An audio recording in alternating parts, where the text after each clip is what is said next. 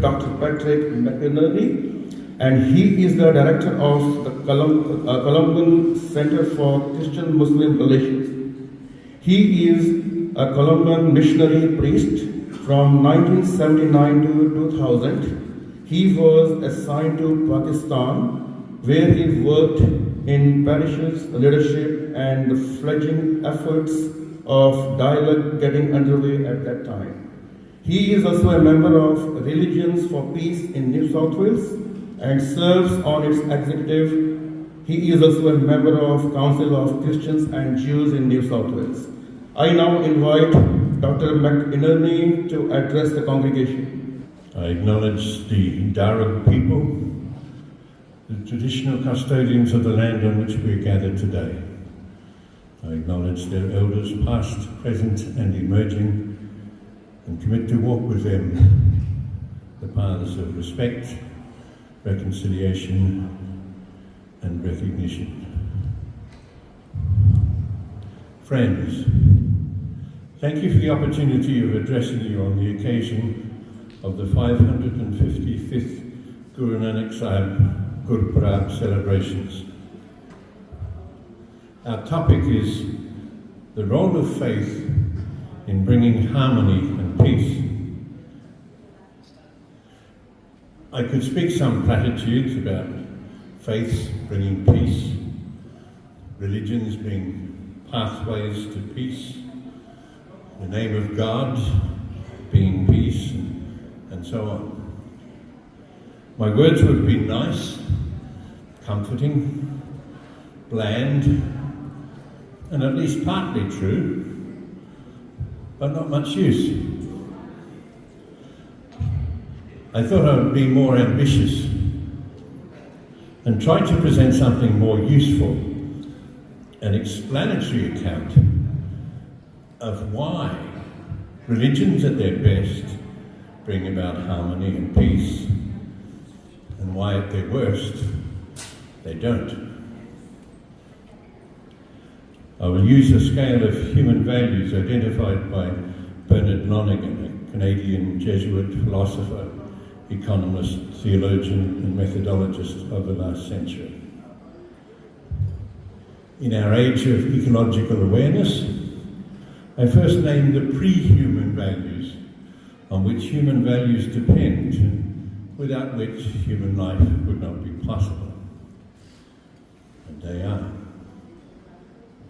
physical values, concern the integrity of the basic matter that constitutes things.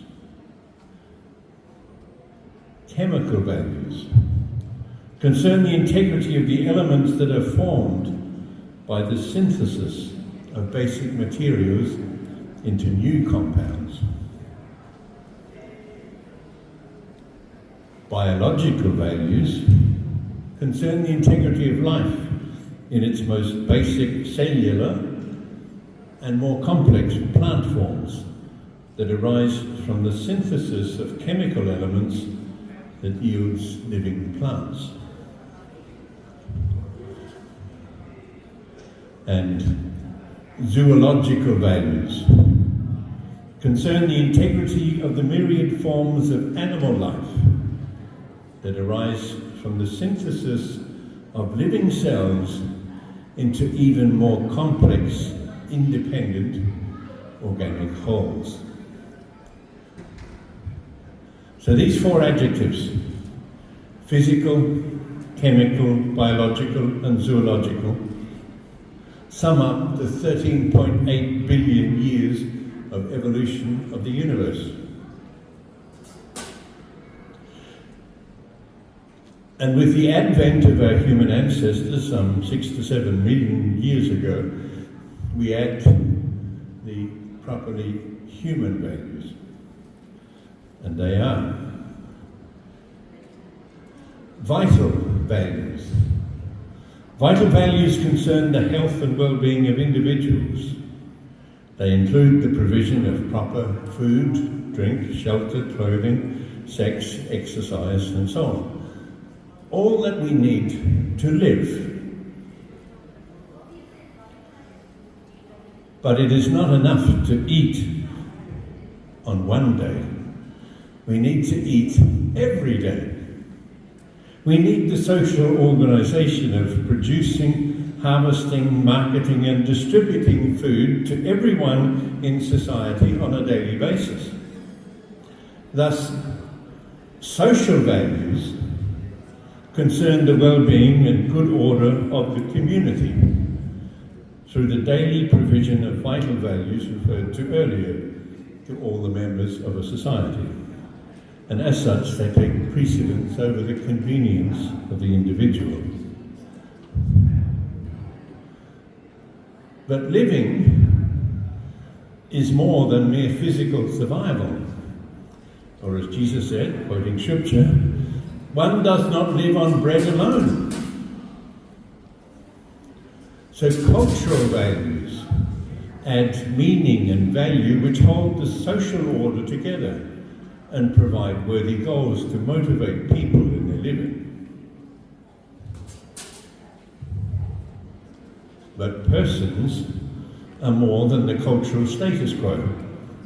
Personal values concern the person as being valuable in him or herself, the inviolable dignity of the human person, transcending sex, gender, social, political and economic status and ability.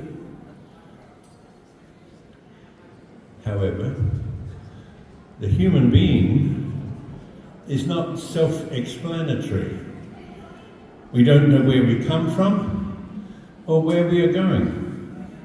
We depend on something beyond ourselves, and religious values concern this ultimate in meaning and value. They challenge us to a complete and utter dedication of our whole selves. They demand a total self-transcendence, that we are called beyond ourselves, that we live and die for a purpose that is higher than our own selves. The gospel text quoted earlier, one does not live by bread alone, is completed by the further phrase, but by every word that comes from the mouth of God. Many today name this spirituality or faith, and religions prescribe it in terms of paths or ways of discipleship. The successful implementation, or not, of this scale of human values yields the rise and fall of societies and civilizations. Now to our topic, the role of faith in bringing harmony and peace. When the absolute devotion proper to religion is redirected to narrow, material, social, cultural, political, egotistical and sectarian ends, that infinite devotion being channeled into a finite cause will inevitably explode. The finite container literally cannot contain the infinite energy poured into it. Hence, so-called religious violence or terrorism is the use, abuse and misuse of religion for narrow sectarian ends. But when the absolute devotion proper to religion is directed to what is wholly true and genuinely good and utterly beautiful, to the Holy One whom many religions name as God and whom others serve as the transcendent mystery at the heart of reality or even being itself, when the object of devotion is commensurate to the open-heartedness of the devotee, then the result is peace and joy and harmony. First in the heart of the believer, and then in his or her conduct towards others. This is neatly encapsulated as love of God and love of neighbour. Authentic religion or faith, whether Baha'i, Buddhist, Christian, Hindu, Jain, Muslim, Parsi, Sikh, or secular worldview, follows the Holy One, the transcendent mystery at the heart of reality, who calls the faithful out of narrow material, social, cultural, and personal concerns, challenges them to transcend themselves, invites them into universal concerns, and draws them into the holy divine purposes of promoting peace, justice, kindness, mercy, and forgiveness in our world. May we, the believers in the different world's religions, and all people of goodwill, hear and answer that call. For our world today is beset by wars and violence, and desperately needs the balm of authentic religious healing. Thank you. Vaheguru Ji Ki Khalsa, Vaheguru Ji Ki Fateh. Thank you, Dr. Patrick Mclnerney, for sharing your perspective and discussing about the values, the challenges that we face in establishing the peace and harmony in the community.